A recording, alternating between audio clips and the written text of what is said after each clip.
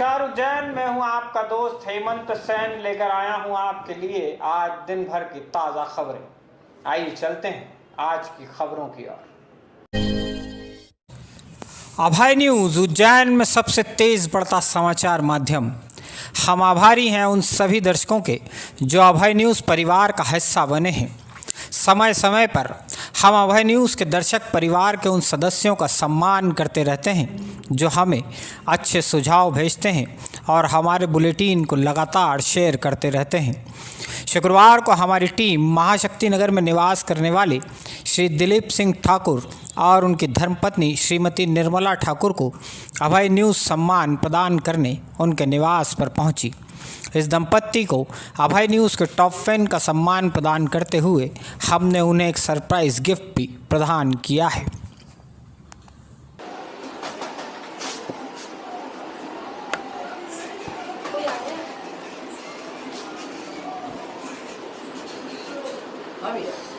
दिलीप सिंह ठाकुर आज नमस्कार, हम लोग अभय न्यूज़ से हैं।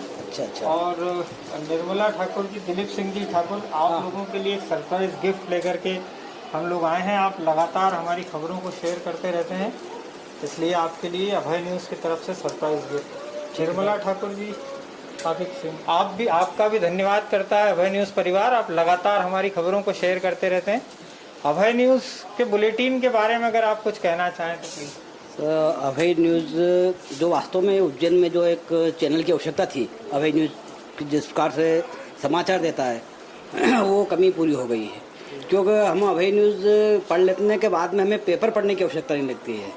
तो इसी प्रकार से आप अभय न्यूज़ को और अधिक से अधिक जुड़े लोग, हम ऐसे लोगों से अपेक्षा करते हैं। अभय न्यूज़ के दर्शकों को अगर आप कोई संदेश देना चाहें। हम यही बोलेंगे कि अधिक से अधिक लोग अभय न्यूज़ से जुड़े और अभय न्यूज़ को देखें, ताकि उज्जैन की सारी जानकारी उन्हें मिले। सारी जानकारी इसमें मिल जाती है। श्रीमती निर्मला ठाकुर जी भी हमारी लगातार रेगुलर दर्शक हैं और लगातार हमारी खबरों को शेयर करते रहते हैं। आज हम इनके दरवाजे पर आए हैं, अचानक से इन्हें दस्तक दी और उसके बाद इस परिवार को हमने इस दंपत्ति को सरप्राइज गिफ्ट प्रदान किया है। आप दर्शकों से भी हम ये अनुरोध करना चाहते हैं, अभय न्यूज़ की खबरें लगातार शेयर करते रहें। हमें आपकी अच्छी कमेंट्स का भी इंतज़ार रहता है। हो सकता है एक दिन हमारी टीम आपके दरवाजे पर भी ठीक इसी तरह से दस्तक दे और अभय न्यूज़ परिवार आपके लिए भी एक सरप्राइज गिफ्ट लेकर के पहुँचे। आइए अब हम बात करते हैं श्रीमती निर्मला ठाकुर जी से अभय न्यूज़ के बारे में, वो क्या कहती हैं। मुझे क्या है, अभय न्यूज़ का बहुत इंतज़ार रहता है और बहुत अच्छी लगती है। मुझे पेपर पढ़ने की ज़रूरत नहीं रहती है इसमें बिल्कुल भी, और मैं इंतज़ार करती हूँ अभय न्यूज़ का 8 बजे का। साइबर ठगी, शातिर ठगों का एक नया हथियार। क्या हमारे जिले के एसपी मनोज कुमार सिंह भी ठगी के इस नए अंदाज के शिकार हो गए हैं? हाँ, मामला कुछ ऐसा ही है। दरअसल ठगी के आधुनिक तरीकों का इस्तेमाल करने वाले कुछ लोगों ने एसपी मनोज कुमार सिंह के नाम से ही एक नया फेसबुक अकाउंट बना लिया। इस अकाउंट के माध्यम से ठगोरों ने एसपी के कुछ परिचितों को पहले फ्रेंड रिक्वेस्ट भेजी। इसके बाद उन्हीं परिचितों को मैसेंजर पर रुपयों की डिमांड के मैसेज भेजे। इन मैसेज में रुपए मांगे जाने के अलग अलग बहाने बताए गए। जाहिर है एसपी स्तर के अधिकारी तो किसी को इस तरह के मैसेज भेजकर रुपयों की मांग करेंगे नहीं। इसलिए एसपी मनोज कुमार सिंह के परिचितों को शंका हो गई। उन्होंने तत्काल ही एसपी को इस मामले की जानकारी दी। एसपी ने भी तत्काल इस फर्जी अकाउंट को बंद कराया और साइबर सेल को मामले की जांच के निर्देश दिए। यह घटनाक्रम हम जिले के वासियों के लिए भी एक सबक की तरह है। हमें भी किसी परिचित के फेसबुक या अन्य किसी सोशल मीडिया अकाउंट पर रुपयों की मदद या किसी तरह का OTP नंबर मांगने के लिए मैसेज या कॉल आ सकता है। ऐसे किसी भी मैसेज पर किसी भी तरह की प्रतिक्रिया देने से पहले आप यह ज़रूर पुख्ता कर लें कि मैसेज वाकई आपके परिचित का है। जैसे जैसे हम आधुनिक संसाधनों का इस्तेमाल अपने जीवन में बढ़ा रहे हैं, वैसे ही अपराधियों के अपराध करने के तरीके भी बदले हैं। कहीं ऐसा न हो कि आप भी किसी तरह की ठगी के शिकार हो जाएं। आइए आपको ठगी के एक और घटनाक्रम से वाकिफ़ कराते हैं। माधवनगर पुलिस ने शुक्रवार को ही 89 लाख रुपए की धोखाधड़ी करने वाले सेठी नगर निवासी पंकज पिता दीनदयाल पचौरी को गिरफ्तार किया है। पंकज फरवरी महीने से फरार चल रहा था और उसकी गिरफ्तारी पर 5,000 रुपये का इनाम घोषित किया गया था। पंकज पचौरी IDBI बैंक के लिए कमीशन एजेंट का काम करता है। बैंक का खाता खुलवाना, FD बनवाना, ऐसे काम उसके जिम्मे थे। उसने गजेंद्र माली, सन्नू बाई, लखन माली, अनिल माली और कैलाश मोरी जैसे कई लोगों से फ्रीगंज स्थित IDBI बैंक में फ़िक्स डिपॉजिट करने के लिए रुपए लिए थे। TDS बचाने के नाम पर उसने इन सभी लोगों से ब्लैंक चेक ले लिए थे। इनके खातों से उसने 89 लाख रुपए इन्हीं ब्लैंक चेक के माध्यम से निकाल लिए। ये सारे ही लोग बैंक के हर छोटे बड़े काम के लिए पंकज पचौरी पर ही डिपेंड थे, लिहाजा इनका नेट बैंकिंग पासवर्ड और ID भी पंकज के पास ही होता था। ऐसे घटनाक्रमों से बचने के लिए ही पुलिस समय समय पर जागरूकता अभियान चलाती है। आप भी हमेशा इस बात का ध्यान रखें, कभी अपने बैंक खाते की डिटेल या रजिस्टर्ड मोबाइल नंबर पर आए किसी तरह के OTP को किसी के भी साथ शेयर नहीं करें। ठगी के ही एक और आरोपी को नानाखेड़ा पुलिस द्वारा भी हिरासत में लिए जाने की सूचना है। हालांकि फिलहाल इस आरोपी की गिरफ्तारी की अधिकृत पुष्टि नहीं हो सकी है। आरोपी का नाम दिलीप आंजना है। दिलीप और उसके साथियों ने नानाखेड़ा स्थित C21 मॉल में चिटफंड कंपनी का दफ्तर खोला था। लोगों से निवेश के लिए प्रोत्साहित करते हुए ये लोग 2 पहिया और 4 पहिया वाहन को भी निवेशकों को गिफ्ट में दे रहे थे। करोड़ों रुपए निवेश कराने के बाद सभी आरोपी ऑफिस पर ताला डालकर फरार हो गए थे। दिलीप के कुछ साथी पहले गिरफ्तार हो चुके। शुक्रवार को उज्जैन नगर निगम सहित जिले के अधिकांश नगरीय निकायों के लिए वार्ड आरक्षण की प्रक्रिया पूरी कर ली गई है। विक्रम कीर्ति मंदिर में विभिन्न राजनीतिक दलों के प्रतिनिधियों की मौजूदगी में कलेक्टर आशीष सिंह और जिले के अन्य अधिकारियों ने वार्ड आरक्षण की प्रक्रिया संपन्न कराई। उज्जैन नगर निगम के 54 वार्डों में भी नए सिरे से आरक्षण घोषित कर दिया गया है। फिलहाल आप स्क्रीन पर इस वक्त नगर निगम के वार्ड नंबर और नए आरक्षण की सूची देख रहे हैं। उज्जैन में अनुसूचित जाति वर्ग के लिए वार्ड क्रमांक 43, 53, 1, 40, 54 और 17 नंबर को आरक्षित घोषित किया गया है। अनुसूचित जाति पुरुष वर्ग के लिए वार्ड नंबर 39, 41, 8, 37 और 45 को आरक्षित घोषित किया गया है। अनुसूचित जनजाति वर्ग के लिए वार्ड नंबर 33 में आरक्षण मिला है। इसी तरह पिछड़ा वर्ग महिला के लिए वार्ड नंबर 27, 49, 51, 4, 11, 42 और 14 को आरक्षित घोषित किया गया है। पिछड़ा वर्ग पुरुष के लिए वार्ड नंबर 16, 46, 3, 2, 15, 18 और 24 को आरक्षित माना गया है। महिला वर्ग के लिए अनारक्षित वार्ड 19, 22, 25, 29, 30, 31, 32, 36, 44, 47, 48, 50, 52 और 26 को रिजर्व रखा गया है। पुरुष वर्ग के लिए अनारक्षित वार्ड नंबर 5, 6, 7, 9, 10, 12, 13, 20, 21, 23, 34, 35, 38 और 28 को घोषित किया गया है। वार्ड आरक्षण की प्रक्रिया भले ही अभी पूरी कर ली गई है, लेकिन चुनाव कोरोना का संक्रमण काल खत्म होने के बाद ही होंगे, यह लगभग तय है। फिलहाल तो मध्य प्रदेश में 26 विधानसभा सीटों के चुनाव भी खटाई में पड़े हैं। उज्जैन ग्रामीण तहसील के पटवारी को शुक्रवार सुबह लोकायुक्त की टीम ने 5,000 रुपये की रिश्वत लेते हुए रंगे हाथों गिरफ्तार किया है। इस पटवारी का नाम दुष्यंत वर्मा है। दुष्यंत को लिम्बा पिपलिया गांव में भूपेंद्र चौधरी नाम के किसान के घर से गिरफ्तार किया गया है।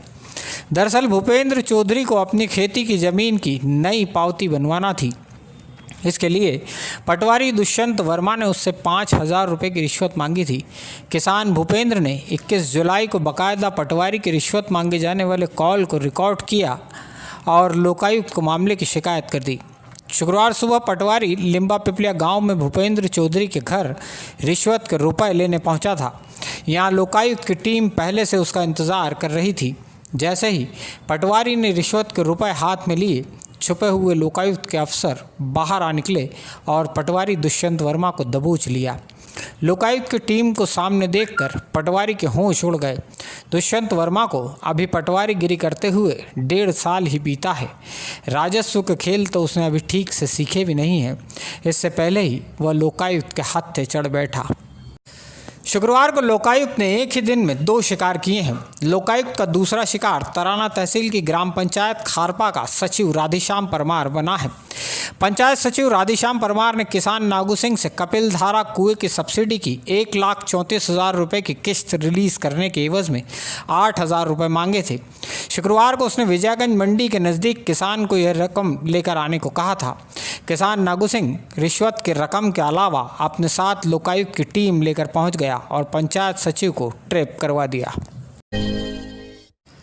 मक्सी रोड पर नगर निगम डिपो के नज़दीक गुरुवार शुक्रवार की दरमियानी रात एक भीषण हादसा हो गया। यात्रियों से खचाखच भरी एक स्लीपर बस तेज़ रफ्तार एक कंटेनर से जा भिड़ी। गनीमत रही कि इस हादसे में किसी तरह की जनहानि नहीं हुई है। हाँ, लगभग 1 दर्जन यात्रियों को चोटें जरूर आई है, जिनमें से 4 की हालत ज़्यादा चिंताजनक थी। सत्यम ट्रेवल्स की यह बस अहमदाबाद से चलकर ग्वालियर जा रही थी।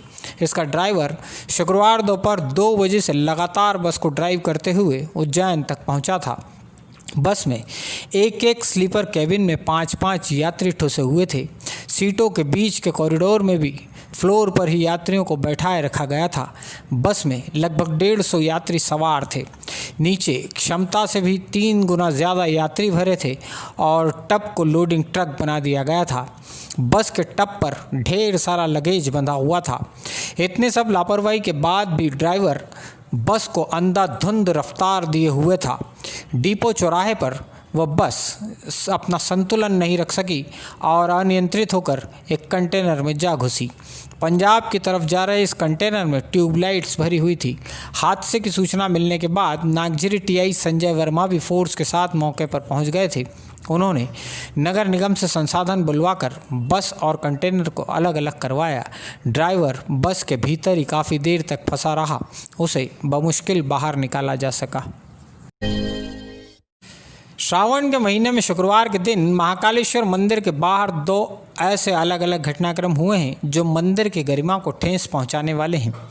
महाकालेश्वर मंदिर में सुरक्षा का जिम्मा संभालने वाली SIS सिक्योरिटी कंपनी के गार्ड्स ने शुक्रवार को तनख्वाह नहीं मिल पाने के कारण हड़ताल कर दी। मंदिर के सभी गार्ड बाहर निकलकर जमा हो गए। हालांकि बाद में कंपनी के अधिकारियों ने इन्हें समझा बुझाकर वापस ड्यूटी पर भेजा। मंदिर में बीते कई महीनों से सेवा दे रहे इन्हीं गार्ड्स ने लॉकडाउन की अवधि में भी विभिन्न चौराहों पर पुलिसकर्मियों के साथ मिलकर ड्यूटी की है। कई महीनों से तनख्वाह नहीं मिल पाने के कारण इन्हें परिवार के भरण पोषण में भी दिक्कतें आ रही है। दूसरा घटनाक्रम तो और भी हैरत भरा है।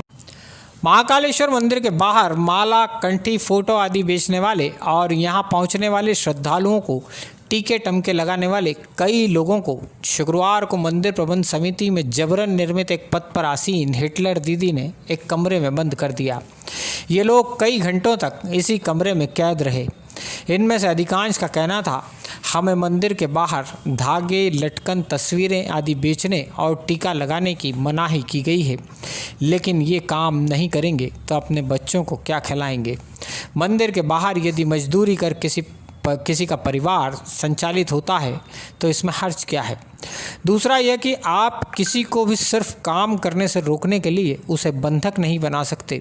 ऐसा करना अपराध की श्रेणी में आता है। अफसोस, यह अपराध महाकालेश्वर जैसे विश्वविख्यात मंदिर के बाहर ही हुआ है और मंदिर से जुड़े लोगों ने ही किया है। पिछले 2 रविवार की तरह इस रविवार 2 अगस्त को भी शहर और जिले के सभी कस्बों में लॉकडाउन रहेगा। शनिवार रात 10 बजे से सोमवार सुबह 6 बजे तक लॉकडाउन का आदेश लागू होगा। इस अवधि में मॉर्निंग वॉक करने वाले लोग भी बाहर नहीं निकल सकेंगे। किराना, फल, सब्जी आदि की दुकानें भी बंद रहेंगी। लॉकडाउन के साथ ही शुक्रवार को कलेक्टर आशीष सिंह ने रक्षाबंधन त्यौहार के संबंध में भी आदेश जारी किया है। रक्षाबंधन त्यौहार के समय बाजार में लगने वाली दुकानों के बीच कम से कम 6 फीट का अंतराल होना जरूरी है। किसी भी धार्मिक कार्य, त्यौहार का सार्वजनिक स्थल पर आयोजन नहीं किया जा सकेगा। लोग अपने घरों में ही रहकर पूजा उपासना कर सकेंगे। ईद उल जुहा के अवसर पर भी सार्वजनिक स्थानों पर कार्यक्रम प्रतिबंधित रहेंगे। कलेक्टर द्वारा जारी आदेश के मुताबिक रक्षाबंधन अंतिम श्रावण सोमवार, श्री कृष्ण जन्माष्टमी, गौगा नवमी, चौकी धुलाई, ताजिया, मुहर्रम पर्व, गणपति स्थापना, डोल एकादशी, अनंत चतुर्दशी पर्व के दौरान भी किसी सार्वजनिक स्थान पर कार्यक्रम किया जाना प्रतिबंधित किया गया है। इन पर्वों के दौरान धार्मिक जुलूस, चल समारोह आदि भी नहीं निकाले जा सकेंगे। आइए अब कोरोना संक्रमण के जिले में अब तक की स्थिति पर एक नज़र डाल लेते हैं। गुरुवार रात जिले में 8 नए कोरोना संक्रमित मरीज सामने आए हैं, जिनमें से 5 उज्जैन शहर के जबकि 3 बड़नगर, महिदपुर और नागदा विकासखंड से हैं। 8 नए मरीज जरूर मिले हैं, लेकिन 18 पुराने मरीज भी अस्पताल से डिस्चार्ज हुए हैं। जिले में अब तक केवल 192 कोरोना संक्रमित मरीज ही अस्पतालों में भर्ती हैं। इनमें भी 133 ऐसे हैं जिनमें कोरोना के अब किसी तरह के लक्षण नहीं हैं। वैसे कोरोना संक्रमण के मामले में आपको एक सबसे बड़ी राहत प्रदान करने वाली जानकारी से भी अवगत कराते हैं। पिछले 3 दिन यानी मंगल, बुध और गुरुवार को स्वास्थ्य विभाग ने जिले में 3,480 संदिग्ध मरीजों के टेस्ट किए हैं। इनमें से केवल 33 ही कोरोना संक्रमित मरीज पाए गए हैं। 3 दिन के डेटा के आधार पर संदिग्ध मरीजों में से कोरोना संक्रमितों की संख्या 0.96% है, यानी हर 100 संदिग्ध में से भी बमुश्किल 1 मरीज कोरोना संक्रमण वाला है। पिछले 3 दिनों से हमारे ज़िले का रिकवरी रेट भी तेज़ी से सुधरा है। यह अच्छी खबर है, लेकिन मास्क लगाना और सोशल डिस्टेंसिंग का पालन करना अब भी बहुत ज़रूरी है। उज्जैन जिले में बहुत जल्द पेंशन एट डोर स्टेप योजना शुरू की जा रही है। इस योजना के तहत जिले में सभी दिव्यांगजनों को बैंकिंग कॉरेस्पॉन्डेंट के माध्यम से उनके घर पहुंचकर सामाजिक सुरक्षा पेंशन मुहैया कराई जाएगी। जिले में 14 जून से 30 जुलाई के बीच लगभग 1.5 माह में सोशल डिस्टेंसिंग का पालन नहीं करने और मास्क नहीं लगाने वाले 7,244 लोगों के खिलाफ कार्रवाई की गई है। इन लोगों से जुर्माने के रूप में 13,54,000 रुपये स्पॉट फाइन वसूला गया है।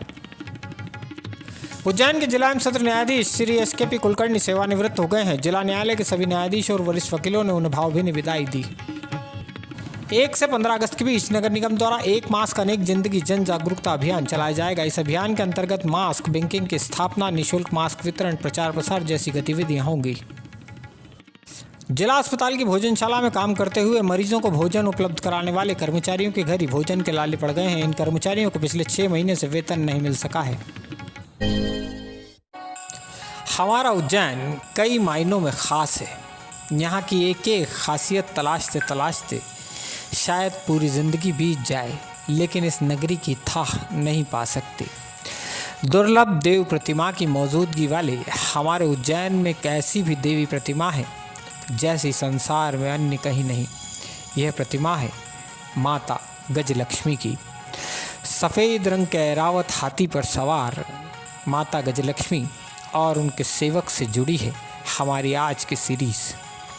अभय न्यूज़ की series face of the city में आज हम आपको गजलक्ष्मी मंदिर और उसके पुजारी से मिलवाने जा रहे हैं।